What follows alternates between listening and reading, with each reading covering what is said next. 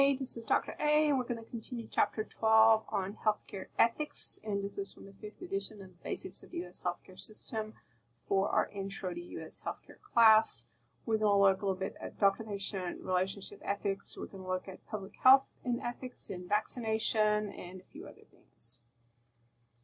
So let's look at ethics and the doctor-patient relationship. So there are 4 models that apply to the doctor-patient relationship. It can be the engineering model. So this is where the provider empowers the patient with knowledge to make a decision. Then the decision is completely on the patient, right? The Priestley model assumes that the doctor will make the best decision for the patient's health, and the patient just defers to whatever the doctor has to say. Or older generations that see doctors as figures of authority may go with this Priestley model more readily. The contractual model is based on a legal foundation, assumes there's an agreement between the two parties, usually in the form of a contract, and assumes mutual goals, which would be, of course, the health of the patient. And the collegial model assumes trust between the patient and the doctor, in that decision-making is an equal effort. There's discussion going on, back and forth, weighing options, a lot of, it's really, I like the collegial model better myself, but because I like talking things through with the provider. So some suggested ethical value of the doctor-patient relationship. So some of these terms you need to know. Autonomy, decision-making may be different, and healthcare providers must respect their patient's decision even if they differ. So you can respect the patient's choice to refuse treatment for something, even if you think that's what's best for them. Beneficence, the patient's best interest when making a decision are primary. So you as a provider should always have the patient's beneficence in mind when you make a decision about the care of the patient.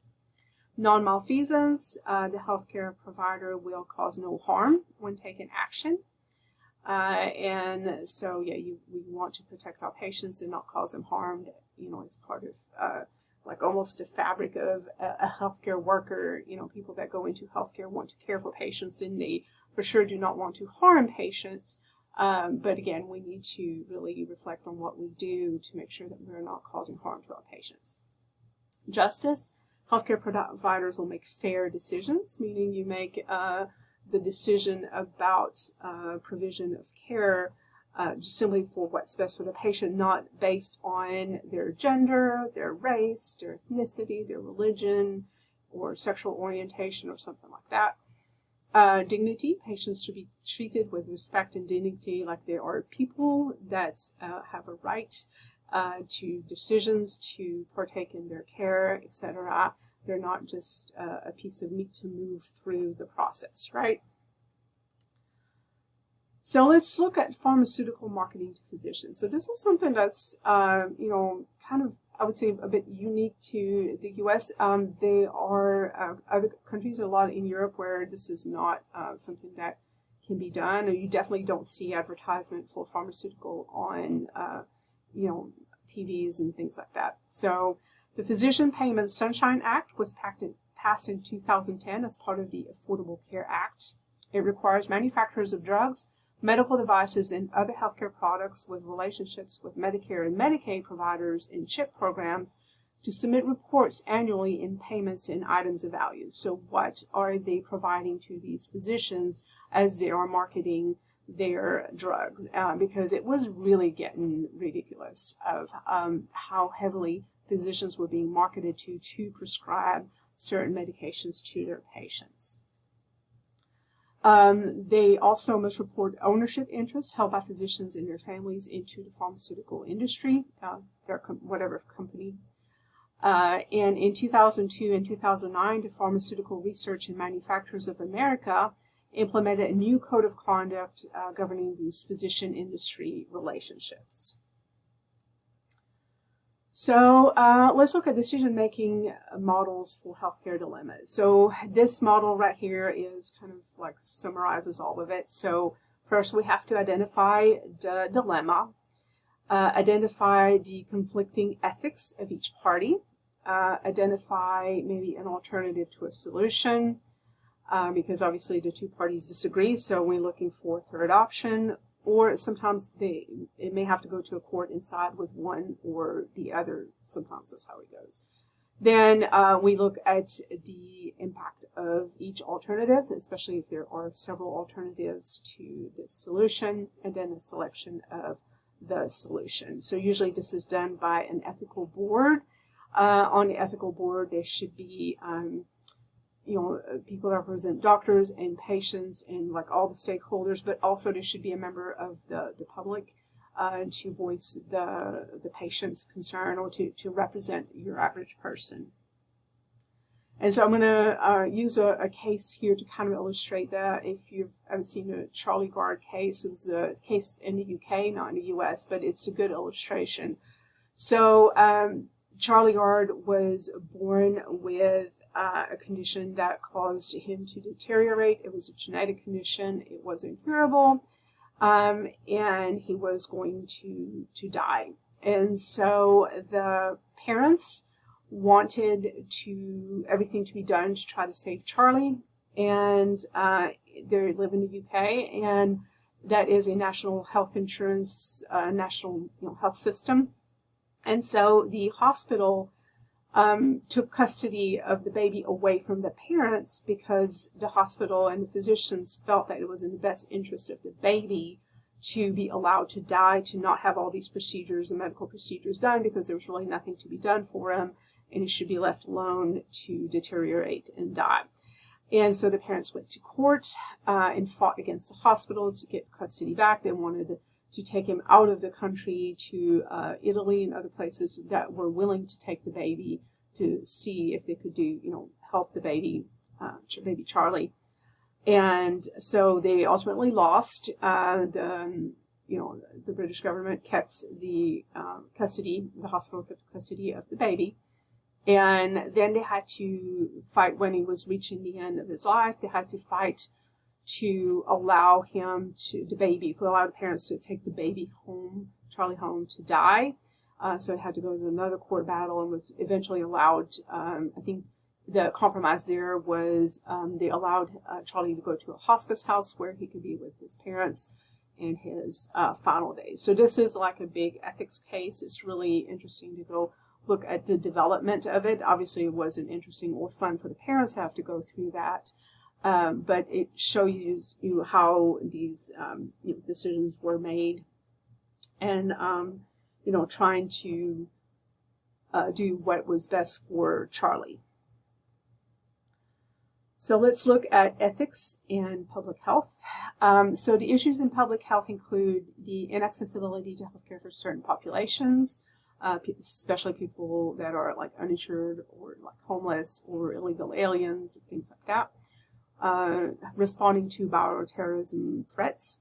The research in developing countries. So this is where pharmaceutical companies are doing research on drugs in countries that don't have a lot of legal protections for human research subjects, and the people are in financial need, and so motivated with financial incentives to participate in clinical trials, and often also lack the education to understand what is being done and all the true risks. So that's some of the issue of research in developing countries.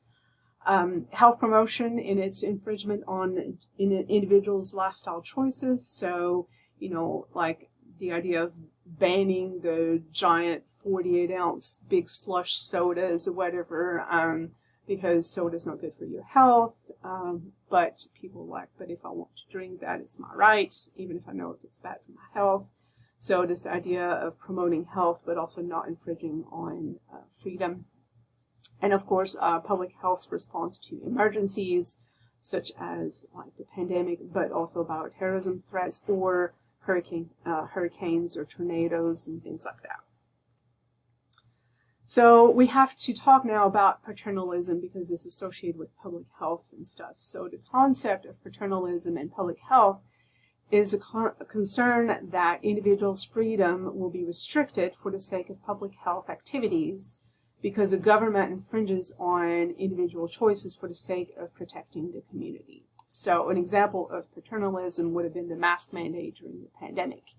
Another example was, would have been mandatory quarantine. And so both were infringing on our rights, our choices to not wear a mask or to, not stay at home for the sake of protecting the community and not spreading the virus. The stewardship model, it addresses the issues of paternalism in public health. So the stewardship model states that public health officials should achieve the stated health outcomes for the population while minimizing restrictions on people's freedom of choice. So while promoting a healthy lifestyle, it is also important that public health programs should not force people into programs without their consent or introduce interventions that may invade people's privacy. So effectiveness is the first thing that is essential to justify a public health intervention. So it is essential to demonstrating that the public health efforts were successful and therefore it was necessary to limit individual freedom of choice. So the need for a public health intervention must be demonstrated also to limit the freedom. So you have to have effectiveness, you have to have need, and you have to have proportionality of the public health intervention must outweigh the freedom of choice when the intervention must be warranted. So again, with the mask, again, there was a lot of debate of like what type and all that and how effective it really was. Some masks were better, like the N95 masks were better than cloth masks, but then it was like cloth masks work okay. Anyway, there was a lot of things that were done to try to determine what was the most effective. To require us to limit our freedom to not wear one, but have to wear one when we were in public places and stuff like that. And there was a need there to limit the spread of the virus, and because there were people dying, the proportionality of this intervention then outweighed the freedom of choice of individuals. So if the public health intervention satisfied the effectiveness, need, and proportionality criteria, then you want to pick the least restrictive intervention, or the minimal infringement on individual freedom should be considered first. So again, for that, I feel like masking was probably a minimal infringement as opposed to like mandatory quarantine. Public health must provide then the public with education to explain their interventions and why this infringement on individual choices is warranted. So there was a lot of videos and education that was put out and message that was put out on masking, signage, you must wear a mask, the distancing and all the things, and why. And so there was a lot of education that was like, this is the recommendations, this is why we want to do this. And so that has to be core there to this intervention. So let's talk a little bit also of the ethics of duty to treat. So if there is a natural disaster, what is the duty to treat during a time of crisis? And this can also be like for you as a provider if you come up on a car wreck or something like that. So what happened is during Hurricane Katrina, several healthcare professionals volunteered to stay behind in the local hospital. Unfortunately, several patients in the hospital died, and the providers were accused of negligence. As a result of this incident, now many professionals are now wary of volunteering during a crisis. From their perspective, they commit an ethical reaction, so they're doing what's right by helping during a time of crisis, but they may be rewarded with a criminal liability if their efforts aren't successful and the patient dies. And so, some healthcare providers will think twice about stopping at the site of an accident to help, because if things don't go well for that person and especially if they see that the person stopping is a provider, they're in scrubs, maybe they have an ID tag or something like that, they might be liable then for the death of the patient if the patient or the person dies.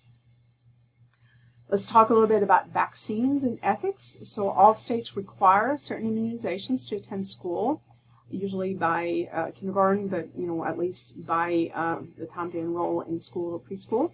And many states require immunizations for daycare. Individuals may object to immunization vaccines because of religious or philosophical beliefs. All states allow exemptions from vaccinations for medical contraindications, so if you're allergic to a component of the vaccine. 48 states allow religious exemptions, and 20 states allow philosophical exemptions. So the COVID-19 pandemic brought a renewed ethical dilemma to U.S. Public health officials encouraged mass vaccination in order to protect the community. There were two ethical perspectives in this dilemma: the difference between autonomy, which allows individuals to choose the type of healthcare they want, so to choose to be vaccinated or not, versus nonmalfeasance, which focuses on providing care in order to protect the greatest number of individuals. And so, not doing harm to your, fellow human being. And so, interestingly, there were healthcare providers who were reluctant to be vaccinated because they felt the approval for the vaccines were too rushed and may have deleterious effect on individuals' health. So they were just like, I don't want to be the first one to be vaccinated. Let's wait and see how it all goes.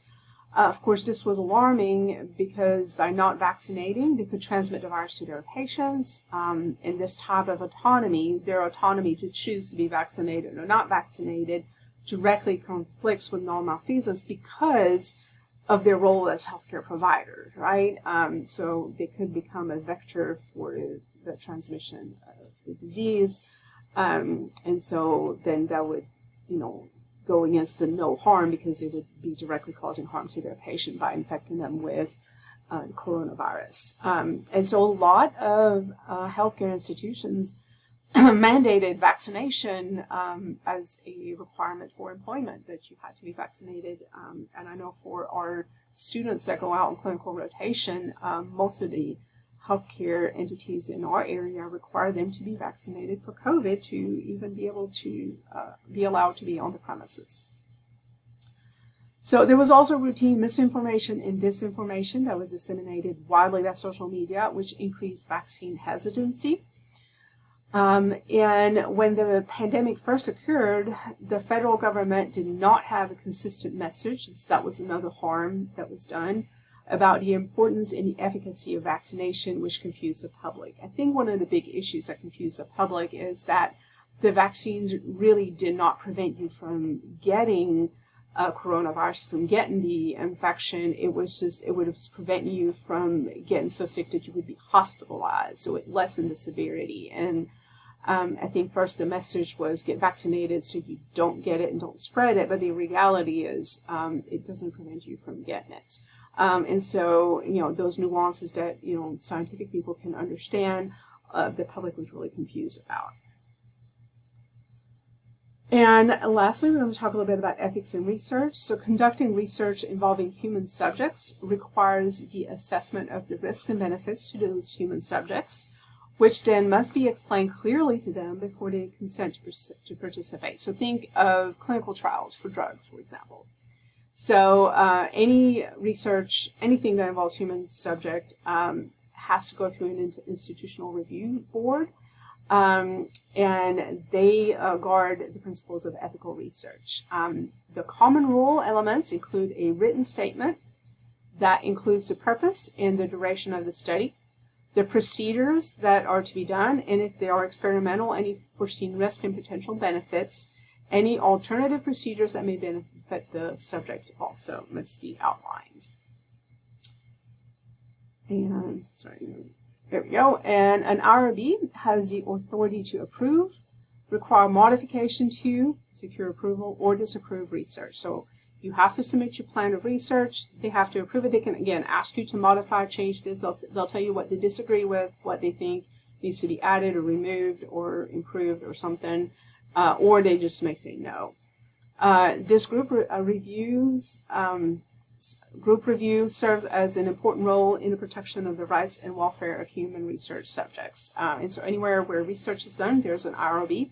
Many university institutions that do research have a standing IRB that reviews all of the projects that, before they're even started. You have to have an IRB approval before you even start anything. So. All right, so we're going to continue. We have 2 more installments of our ethics chapter. So next we're going to look at a lot of the bioethics issues.